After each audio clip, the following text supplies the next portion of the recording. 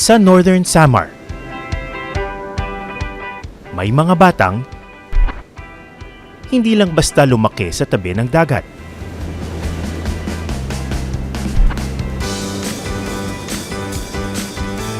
Kundi natutong sumayaw sa kumpas ng mga alon.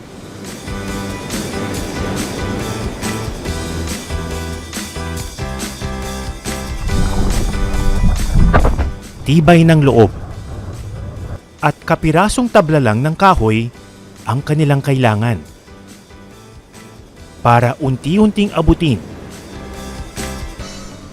ang kanilang mga pangarap.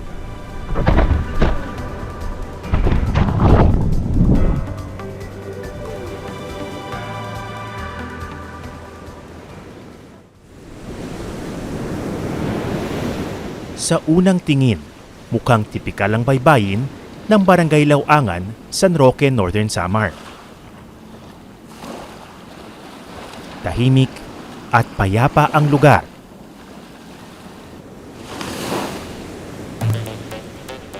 Pero may bagong sigla na unti-unting gumigising sa komunidad.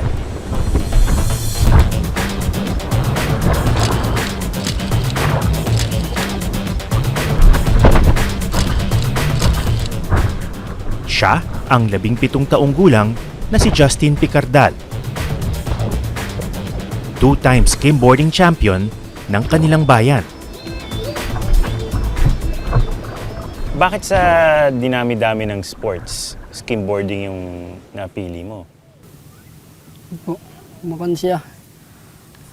Ma-enjoy Nakaka-enjoy siya pag dumadayo sa ibang lugar tapos nakakakilala ka pa ng maraming kaibigan tapos bawat pinupuntahan mong lugar magkakaroon ka ng kaibigan. Taong 2024, nakita raw ni Justin ang ilang kabataang nagsiskimboarding sa kabilang bayan. Naengganyo siyang matutuhan ito. Paano ka natuto? Saksang kay tut di man nak. Kaibigan ko yung isa so sabi ko turuan mo naman ako tapos ayun tinuruan ako nagustuhan ko nung maglaro. Ano yung nararamdaman mo kapag nagsiskimboard ka?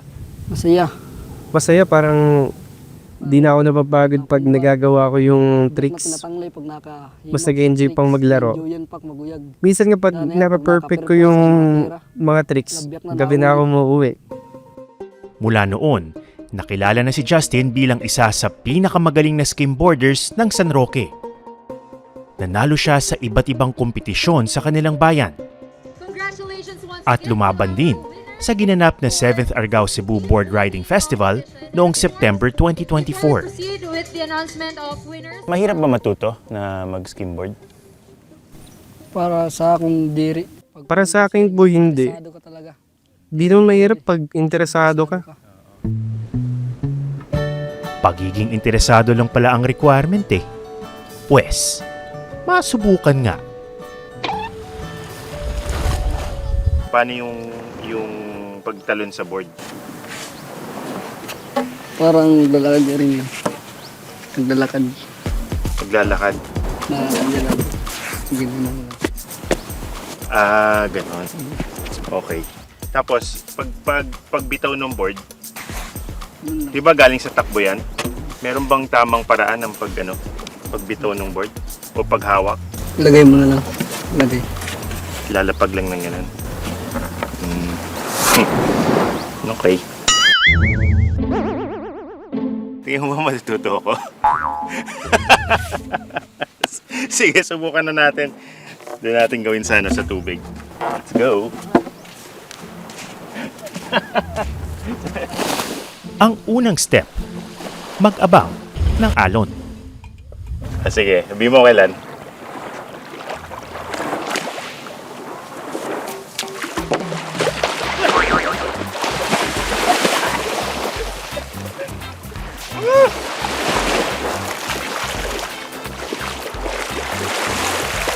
Sige, mag-gets ko rin to.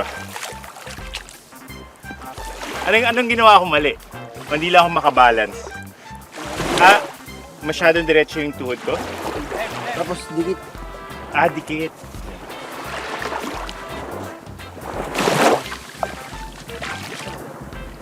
Napakan akong bato.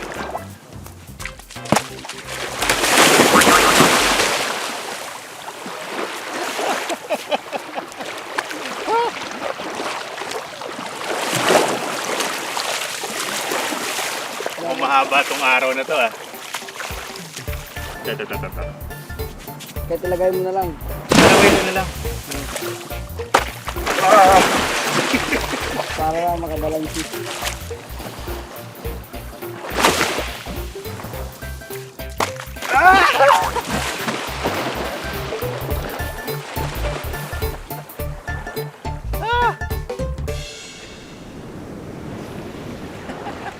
Go nga! Parang hindi na natutuwa ang coach ko. Dito ka naman. Dito lang. Pwede. Kaya si Justin, pinakitaan na ako ng basics ng skimboarding. Ah, okay. Parang may bago eh. Yun din yung sinabi niya kanina eh. Ito.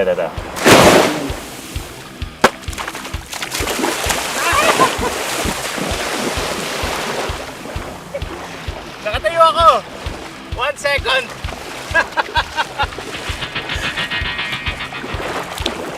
O, di ba? At least may progress. Actually, mahirap sa kanya yung pag... Minsan nakakatayo ka na eh. Pero yung balanse talaga eh. Kasi magalaw yung board eh. Parang ano eh, para kang tumayo sa yelo. Parang ganon. Maano siya eh, malikot.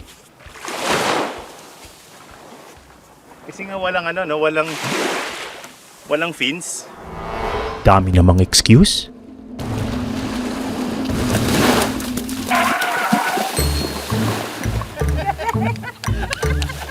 Kinabahan ako eh. Practice lang, practice.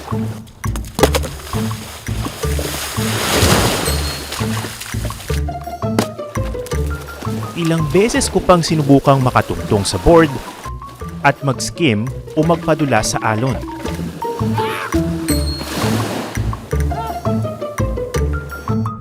Kaya naman, ilang beses pa akong sumemplang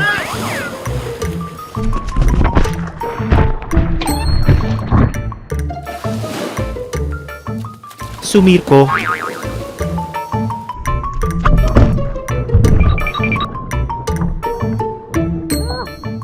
at nasaktan.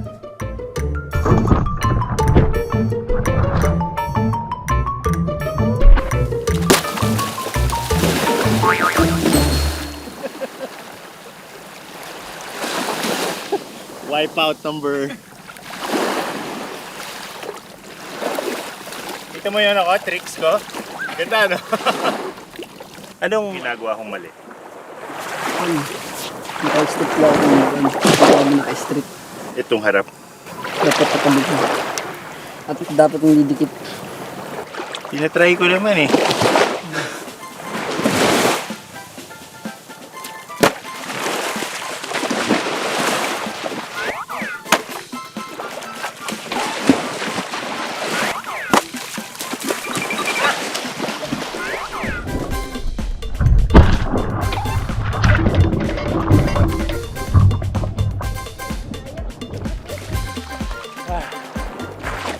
Makalipas, ang hindi ko na mabilang na subok, Wow!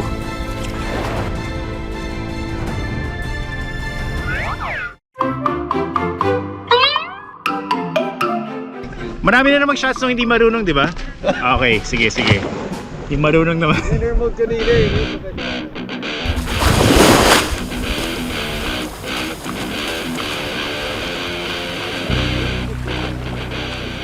2 seconds!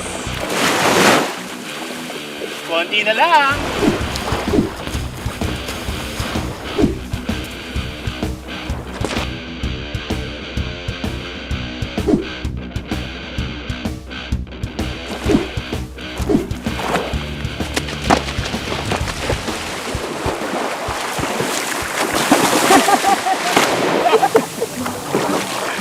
Nakita niyo yun? 360! National Championships, here I come!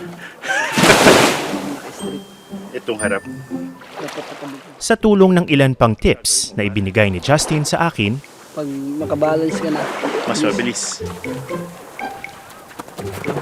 Wow! Galing!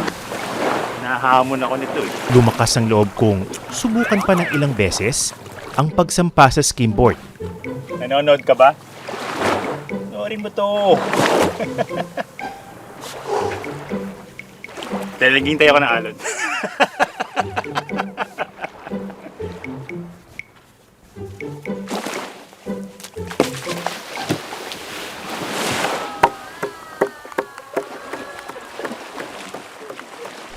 I dedicate this run to my eyewitness family.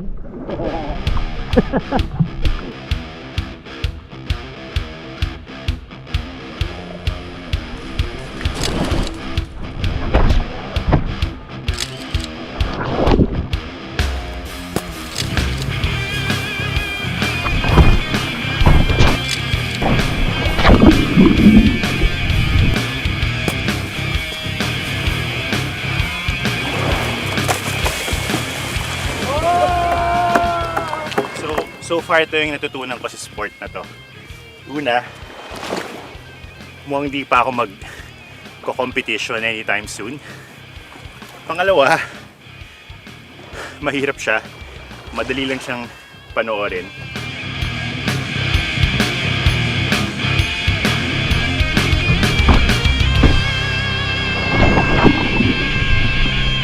Ang tanong, pasado naman kaya ako sa aking coach?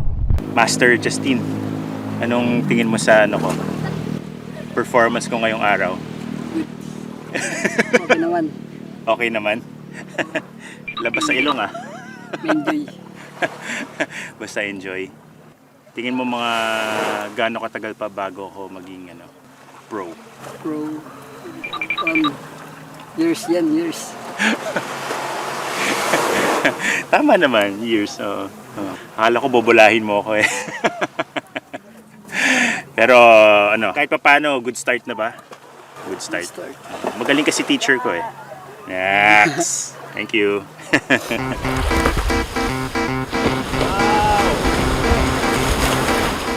Ngayong araw, hindi lang ako ang estudyante ni Justin. Nagsidatingan ng 4 na batang mahigit 1 taon na niyang tinuturuan. Tulad ni Justin, may angking husay na rin sila sa skimboarding. Pag ganyan ba, tinuturuan mo sila? Sa kan mga tricks. Nakakuha naman sila, nakaka-register naman sila. Turuan sila mga basic na tricks. Ba't mo sila tinuturuan? Para makuha po sila. Para po maingganyo sila, magustuhan nila, di sila tumigil sa paglalaro. Pero ano yung hinahanap mong mga katangian o yung pag-uugali sa isang bata na tingin mo kailangan para gumaling sila? Kampo sila. Diri ba? Ano po sila? Hindi lang mayabang. Tapos, pabor-pabor lang. Tayin-tayin lang. Mano lang sila, disiplina sa sarili. Di magbisyo. Pero hindi lang ito ordinaryong araw ng paglalaro. Dahil sila Justin, inihahanda sila para sa isang nalalapit na kompetisyon. Bakit kayo nagsiskimboard? Para makasali sa Lagataw, yung malalaki na Oo. tao. Ang galing dun Yung huling competition, nakapunta ba kayo? po dito po. Nanood lang kayo o sumali kayo? Nanood lang. Pero tingin nyo ba isang araw ready na kayo na lumaban sa ganun? Ready na. Ready na? Yun ang sagot. O tuwing kailan kayo naglalaro? Araw-araw. Araw-araw? Wow! Siyempre, pagkatapos ng school. Malaki raw ang pasasalamat ng mga bata na may tulad ni Justin, na nagtuturo ng walang hinihinging kapalit. Anong pakiramdam mo na si Kuya Justin ay tinuturuan kayo ng libre? Kasi ang galing niya eh. may barol at mga bata. Matutunan nila ito. Ice skimboarding. Sa katunayan, pwedeng pagkakitaan ni Justin ang pagtuturo ng skimboarding. Lalo pat marami rin silang pangangailangan ng pamilya. Pero pinili niyang ibahagi ang kanyang kaalaman ng libre sa iba pang bata sa San Roque. Ano ba ang trabaho ng pamilya mo? Ang pusaray nga, tari mikir. Yung papa ko gumagawa ng tari sa manok. Abog to sa papa ko. Tapos mangingisda. Ulaw. Isda na. Minsan, sumasama ako. Kapod. Anong ginagawa mo para kumita ng pera, makaipon? Wala po, suro. Minsan po, nasa sideline dun sa tambayan namin. Minsan po may nagpapaigib ng tubig dun sa dagat. Minsan lang naman kasi abala rin sa paglalaro. Magkano ang kinikita mo dun? Depende sa pinapaigib. Mm. Isang baldi, 10. Nakakailang balde ka pag ganun? Kumaman po kami, bulig-bulig. Ano naman po kami, tulong-tulong kaming magkakaibigan, maka-snack lang. Tapos minsan nga wala sila. Sinasolo ko lang yung pag-iigib. Minsan 5 balde, tapos minsan 10. Nag-iipon daw si Justin para makabili ng bagong duyan. Pamalit sa lumang nasira na. Ito lang kasi ang kanyang pahingahan tuwing sumasali sa mga kompetisyon sa ibang lugar. Hindi ba mahal mag-compete sa iba-ibang lugar? Kasi may pamasahe pa. Kung po, sa...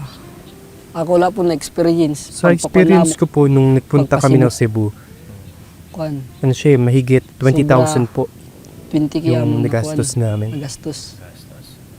Saan kayo tumitira? Wala lang po, duyan, Sa beach? beach. Para wala nang bayad sa hotel. Sa hotel, beach na lang.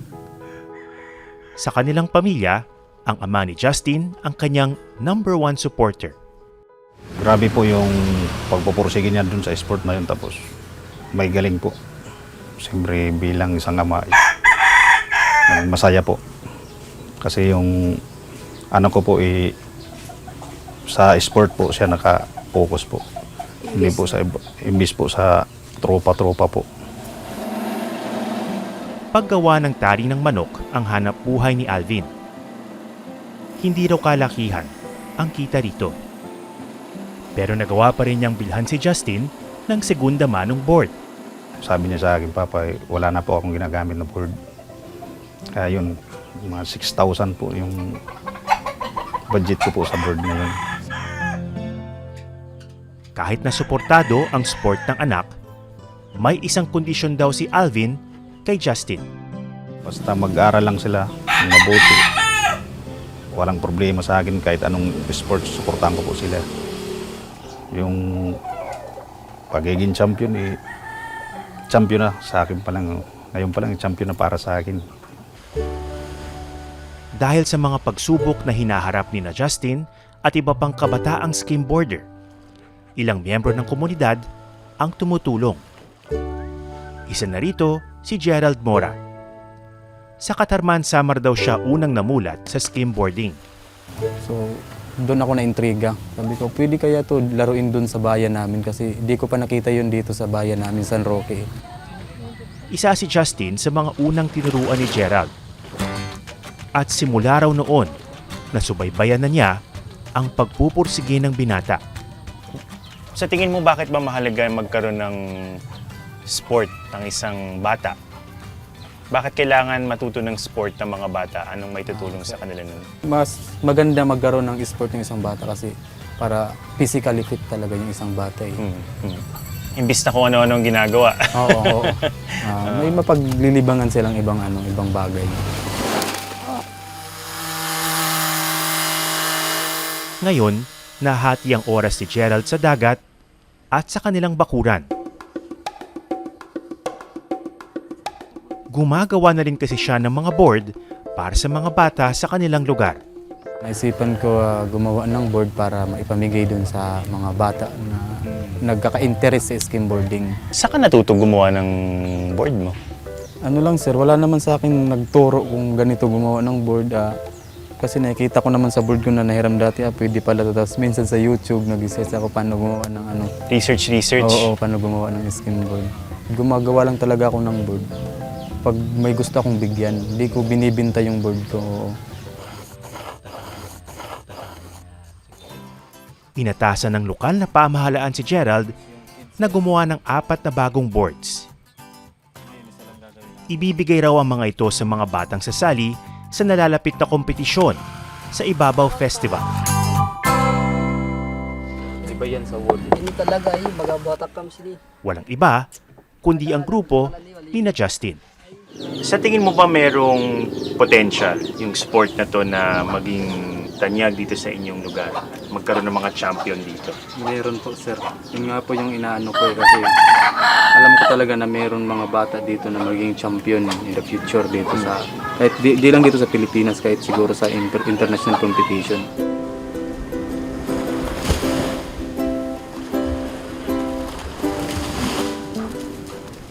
Pero para magkaroon ng future skimboarding champions, kailangang panatilihing malinis at maganda ang kanilang pinag-eensayuhan.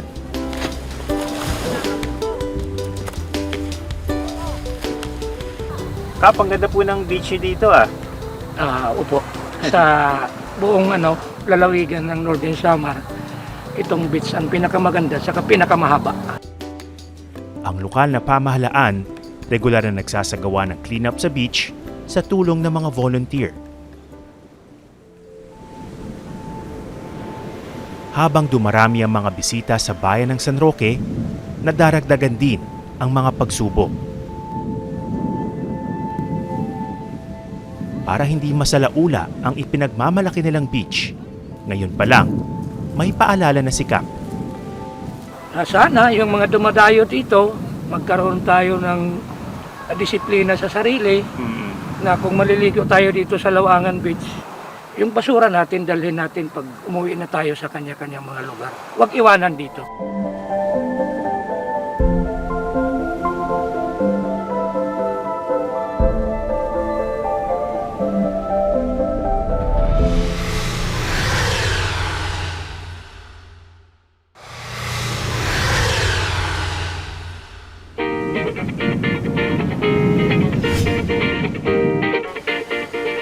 Dumating na ang araw na pinakahihintay ni na Justin.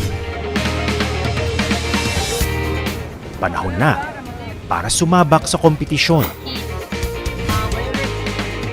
Bukod kay Justin, kasali rin sina Ayika, Gerald, Rowan, at Matt. Makakaharap nila ang nasa 60 skimboarders mula sa iba't ibang panig ng bansa. Enjoy tala. Mag-enjoy lang tayo sa paglalaro. Good luck. Good luck sa atin. Kami mga competition sa San Roque. Pag makatampiyon kami, mabalwak ko ang bago na board. Kapag nanalo kami, bibili ako ng bagong board. Tapos syempre, bibili rin ako ng bigas. 10 minutes, box. Okay, good luck. Unang sumalang si Justin. Meron siyang 10 minuto para ipakita sa judges ang matagal na niyang pinaghahandaang tricks. Next for the stage, the floor is yours now. 1 minute and 30 seconds. One side. 8, 7, 6, 5, 4, orange, and bottom beater. Sumunod ang 13 taong gulang na si Gerald. 20 seconds remaining. Right. Front side sa kanyang goopy, o back side. Sumunod namang sumabak sina Matt at Rowan. Running, no wave, ha? 360 months swing, so 360 again. 6 minutes. At ang huling kalahok mula San Roque, si Ayika. Okay, Bayonet. Naging mahigpit ang laban. Sa 5 lumahok mula San Roque, si Justin lang ang nakapasok sa finals. Congrats sa iyo ha, naka-finals na mo. Okay, good luck sa iyo, good luck. Ibinuhos ni Justin ang lahat.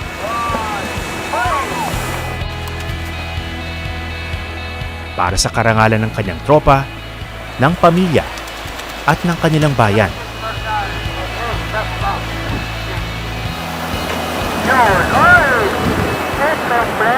Justin, Tinardan. Pakanina ka, salamat. Our third placers. It's from San Roque, and that is Congratulations, Justine Picardan from San Roque, Northern Samar.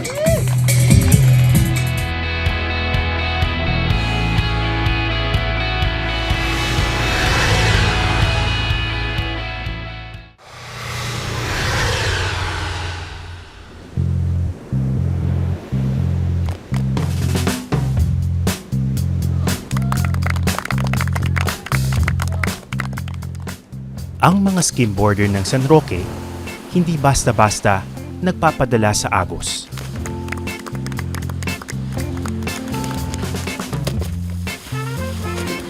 Sa kanilang pagsabak sa sports, natututuhan nila na tuwing nadudulas o bumabagsak,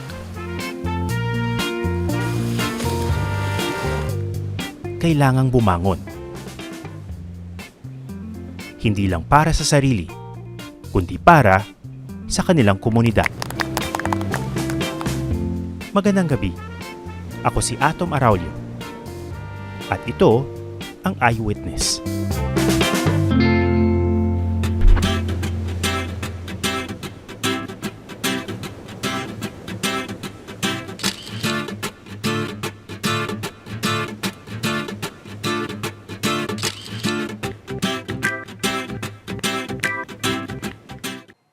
Maraming salamat sa panonood ng Eyewitness, mga kapuso. Anong masasabi niyo sa dokumentaryong ito? I-comment na yan at mag-subscribe sa YouTube channel ng GMA Public Affairs.